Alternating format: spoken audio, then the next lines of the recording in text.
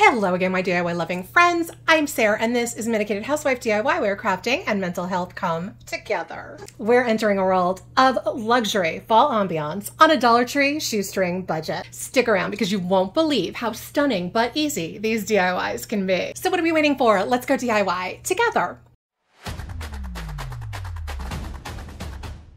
For this DIY, I have this $3 foam pumpkin from Dollar Tree Plus. And at first I tried using this Decor Art 24 karat gold paint, and I quickly realized that I wasn't going to be able to get any kind of coverage over the orange pumpkin with this paint, so switching gears. I grabbed this folk art white chalk paint, which I'll link for you below, and covered the pumpkin in the chalk paint, and I actually did like 2 to 3 coats of the white chalk paint to get a full base coat of white on this pumpkin. And then I allowed that base coat of white to fully dry. And then when my white base coat was dry, this time I tried using this folk art treasure gold paint, which I will link for you below. I painted the entire pumpkin with the treasure gold. I also ended up having to do 2 to 3 coats of the gold in order to get an all over gold coverage on the pumpkin. And then I waited for that to dry.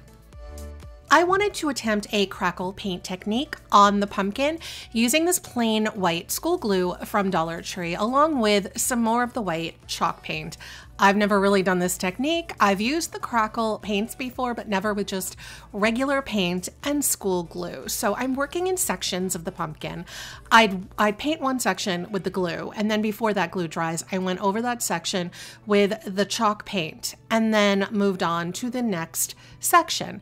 And once I had used the glue and paint on all the sections off camera, I used my hair dryer on hot to help the drying process because honestly, I was afraid that a heat gun might be too hot and it would melt that foam pumpkin. So I used my hair dryer, just a regular hair dryer, to expedite the crackle drying process. I didn't end up with nearly as much of the crackle effect that I had hoped for. I was clearly underwhelmed, so plan B was to use a chip brush and some more of the treasure gold paint and do a sort of reverse distress paint onto the crackled white with some more gold so that I had more of that visible gold color coming through. So technically, I really could have just base coated the pumpkin with the chalk paint and then used the gold to accent. So if you're going to recreate this look, you probably don't need the extra step of solid gold paint followed by school glue and more chalk paint. That's just an FYI. Lastly, I used a small brush and some folk art antique wax, which I will link for you below, and used that to paint the indented sections of the pumpkin to really emphasize the depth and give the pumpkin more dimension. I used that chip brush to blend the antique wax in those indented spots so that it wouldn't look stripy.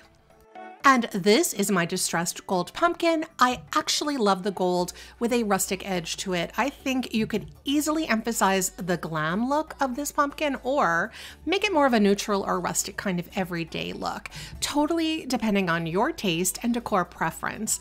Either way, 1000% improvement on that $3 Dollar Tree Plus orange foam pumpkin.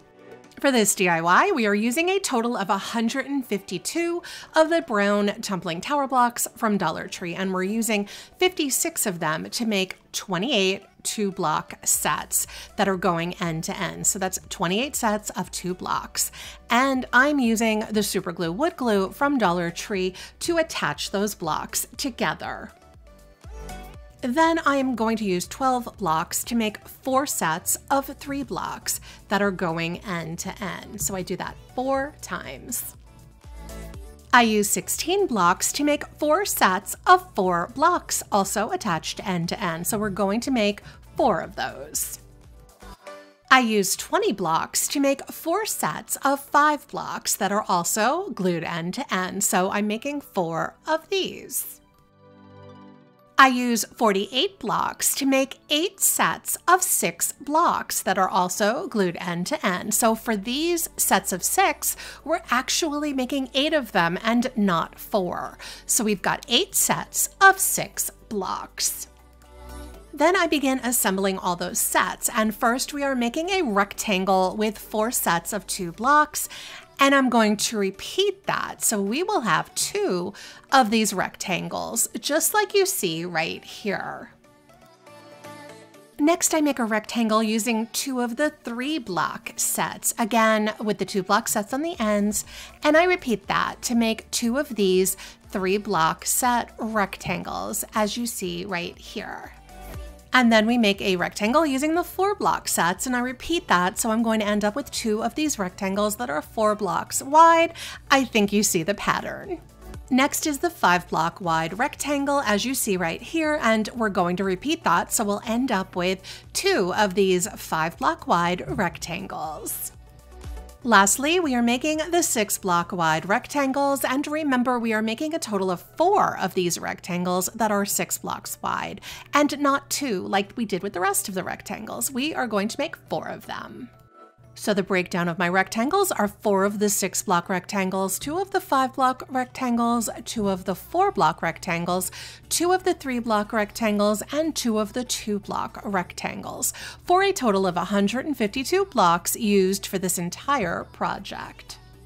I grabbed 22 wood beads that I had in my stash, but you can get wood beads at the Dollar Tree too, and I'm going to paint them to match my blocks using some apple barrel paint in the color Melted Chocolate, which I will link for you below, and then I put those aside to dry. Once my beads dry, I start on the 6-block rectangles using some wood glue to attach 2 beads to one side of the 6-block rectangle, and I am placing them on the seams of the end blocks, as you can see me doing right here. I do that to 3 of the 6-block rectangles, and I am also using a Jenga block in between each rectangle as a spacer for support so that they are lined up one on top of another. Then I take one of my 5-block wide rectangles and place 2 beads on the end seams like the other rectangles. I add some glue to the top of those beads and place that on top of my 6-block rectangles centered in the middle. I've also placed another Jenga block in between just as a support while the glue is drying. When it's time to add the 4-block rectangle, I measure where the rectangle will be centered, add the beads to that spot, place more glue on top of the beads, and place a Jenga block for support before adding my 4-block rectangle right on top. I add the 3-block wide rectangle the exact same way as the 4-block wide rectangle beneath it, centering the beads and adding glue and a Jenga block for support before placing the 3-block wide rectangle on top. Then I add the 2-block wide rectangle on top of that, centered the same way as the others, and I'm going to give the whole thing a little time to dry and to get more stable. Once it dries a bit, I stand the whole thing up and basically start adding the other side of the project the same way, but standing upright. So I have a spacer Jenga block at the bottom, and I add the 2 beads to the 5-block wide rectangle, add more glue to the beads, and attach the rectangle to the rest of the project, standing up. I do the same thing with the 4-block wide rectangle, attaching the beads and then gluing it to the 5-block rectangle in front of it. And then the 3-block wide rectangle the exact same way. Then lastly, the 2-block rectangle the same as all the others, and I let the entire thing dry overnight before removing the spacer Jenga blocks from the bottom. And this is my very cool brown Jenga block riser or stand, another DIY, using up those awful brown tumbling tower blocks. And yes, I'm giving myself a pat on the back for managing to use these things again. I really like this modern kind of geometric riser or stand, or even a really unique kind of trippy lantern. Lots of possibilities. And a way to use 152 of these brown blocks that I really didn't know what to do with. For this DIY, I'm using this plain old foam pumpkin for $1.25 from Dollar Tree, and I removed the label and also removed the foam stem from the top of the pumpkin as well. I had this plaster wrap in my stash. It's kind of like that stuff they make casts out of for when you break your leg or something like that.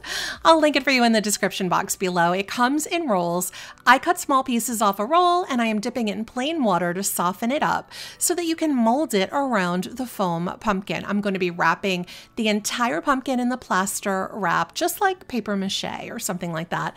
And it'll give the foam amazing texture and feel like a solid material, like concrete or stone. It's an awesome crafting tool that I highly recommend. And once I've wrapped the entire pumpkin with the plaster wrap, I smooth the plaster a little bit with a little bit of water and my hands. I have this small piece of tree branch from a pack I got at Dollar Tree that fits perfectly into the hole where we removed the foam stem. And I could leave this as the new stem, but I decided to wrap the stem up with that same plaster wrap and create a new pumpkin stem made out of the plaster wrap, shaping it into more of kind of like a crooked, nature-inspired stem. It wasn't perfect, but that's okay. I let the plaster wrap dry overnight, and then I grabbed this folk art acrylic paint in the color Butter Pecan, which I will link for you below, and I'm going to cover the whole pumpkin with this color as a base because it's a nice neutral base color for us to start with. Then I'm going to let that dry for a little bit. I'm using some apple barrel paint in the color Melted Chocolate to paint the stem as a base coat. Once the base coat is dried, I have some dark and some light gray paint and a piece of kitchen sponge, and I wet the sponge with a bowl of water and mix up some of the light and some of the dark gray and begin sparingly sponge painting onto the pumpkin just to kind of break up that beige base that we have. There really aren't any rules with this. I'm really just winging it. The grays start to take on almost a concrete look, which is kind of okay with me.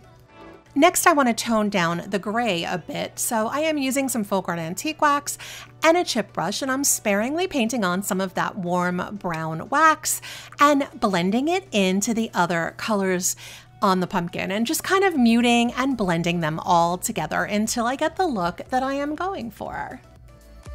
Lastly, I used a tiny brush and a little bit of black paint to emphasize the lines and imperfections in the stem, and to be completely honest, I wasn't in love with the stem or the way it was painted, but I just kind of went with it, and I was just hoping it would all come together in the end.